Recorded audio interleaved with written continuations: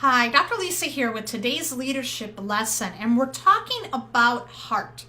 Leaders have a heart for people.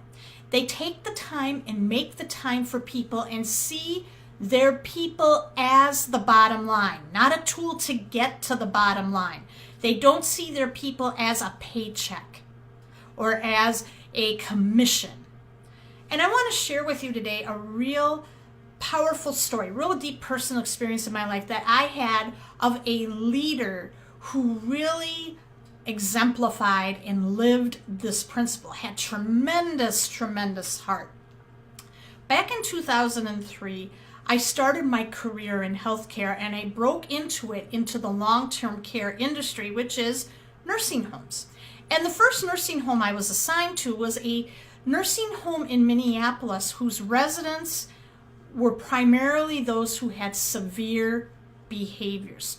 We were looking at residents that had severe dementias, severe Alzheimer's, schizophrenia, psychosis, bipolar disorder, paranoia.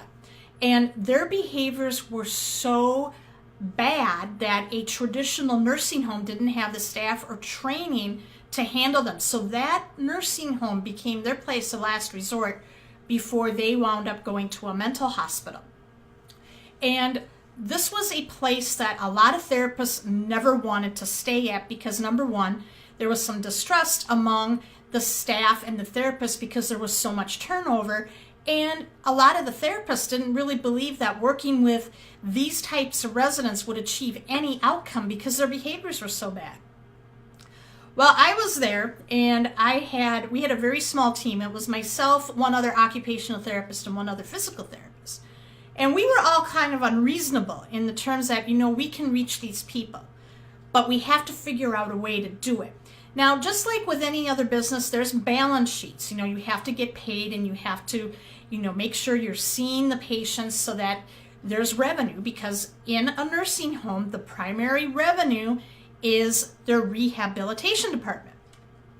So we were under these pressures that we have to perform at certain levels, have this many on our caseload in order for us to be paid. And so we had a boss that supervised several other sister facilities in the area, and her name was Kathleen, and she's a physical therapist and just awesome. And she was someone who would come in, and instead of sitting there and saying, okay, what's going on? Why aren't you meeting your bottom lines? She really sat and talked with us and wanted to know what we were doing and how could she be of assistance and support. Now, our team there, we really realized that it's going to take some time to build trust with these residents, and we had to learn some different communication strategies. We had to learn to talk into the residents rather than talk at them. And there's a big difference between that, where we had to learn to get the trust of those residents and had to get the trust of the staff. And that took time. And we told her what things we were doing, what things we were trying, and they were a lot unconventional methods. And we had to think out of the box to try to reach them because we were very passionate and dedicated and knew that we could reach these residents. And so instead of coming down on us and seeing us as a tool, she spent a lot of time with us. And what she did is she went to her superiors and was able to be our biggest advocate and managed to keep us focused on what we needed to do to get a result. And all of a sudden, things began to change. We wound up with residents who wanted to start working with us. We began to get results with therapy. We were getting referrals left and right. And before you knew it, by the end of the year, we were voted, our little nursing home, which had the most difficult patients to manage, our facility became the most improved facility. And we were winning awards left and right from the company. And they were wondering what we were doing. And a lot of that I owed was to Kathleen, our boss, because she really understood what we were about. And I thank her so much from the bottom of my heart. She's been just a tremendous blessing and taught me a really great lesson.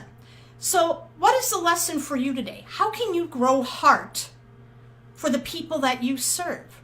Do you spend time and talk to them? Do you find out what are their hopes? What are their dreams?